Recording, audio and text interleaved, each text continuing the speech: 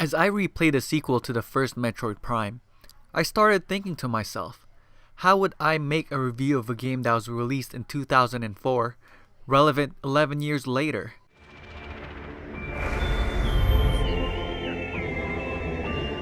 Let me try to think everything that happened in 2004. As I recall, I was just a freshman in college. George W. Bush was voted for second term of presidency in the United States. The revolution was announced and the Nintendo DS was released. On top of that, Halo 2 and a personal favorite of mine, Need for Speed Underground 2, were also released alongside many other games. It was a good time to be young and be a gamer, but let's get back at it. In any case, things have changed, but the quality of work Retro Studios put in their games was, and still is, to the highest degree. Yeah, sophomore slumps tend to happen, but with a game as amazing as Metroid Prime, it would have been hard to top off the original with too many new ideas, so the formula for Echoes is practically the same as the first. As the story goes, Samus loses contact with the Galactic Federation Trooper Squad on her new mission file and is contracted to assist and locate the lost Bravo troopers. She finds herself in a world called Aether, but after she has her ship damaged by a deranged lightning bolt. Disaster is all Samus finds once she arrives, but something more menacing comes to a conclusion for the bounty hunter. She finds a mysterious clone of herself in a distant anomaly that was covered in darkness. Creatures called the Aang are taking away the planet's natural resources, and it's up to Samus to stop these monsters from destroying the planet. One thing that makes Metroid Prime, and really the Metroid franchise altogether great, is the progression you make from first stepping foot on your journey. You start off with a good amount of equipment in this game, but you know it's not going to last forever. Your powers are taken away from you, and it's up to you to get your equipment back. It's hard to be motivated when a game has backtracking, but Prime and Echoes has a way of making you want to go back to the area you never could because all of the upgrades you received.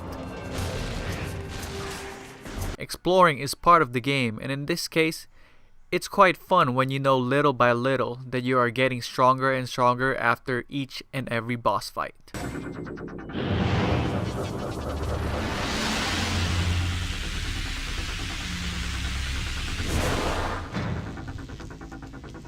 The boss fights here are quite varied and a bit more difficult than in Prime 1, so they will put up a challenge. This is a sequel after all, so all your experience from the first game should transfer over to the second. Fortunately, you have scan visors to help you out of any trouble alongside an arsenal of weapons to defend yourself. The scanning mechanic can be quite tedious, but it's also part of how the story is told and helps the player figure things out.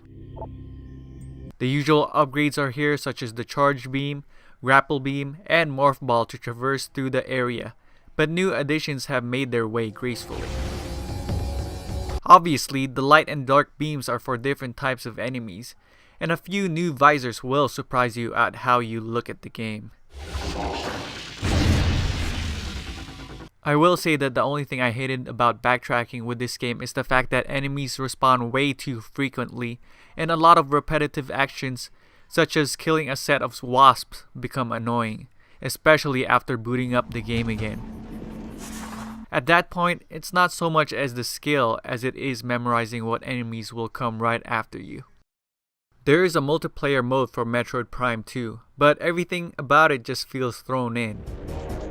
There are a couple of modes to play with, but past that, there's not much else. You'll probably try it out just to see how it plays, but you won't come back for it after playing 1 or 2 sessions. All in all, Metroid Prime 2 Echoes was a solid sequel to the beloved Metroid Prime. Sure, it's not too different from its predecessor with the staple gadgets and extreme backtracking, but all in all, it's not too bad. Traversing through both light and dark worlds might make the journey a bit more cumbersome, but your equipment should be enough to suffice for the task. As I finished this review, I realized I could not make the video game relevant today. It was released at a perfect time during its generation, and younger gamers might get put off, but I will keep this review very simple. If you like Metroid Prime, you will like Metroid Prime 2. I give this game a 9 out of 10.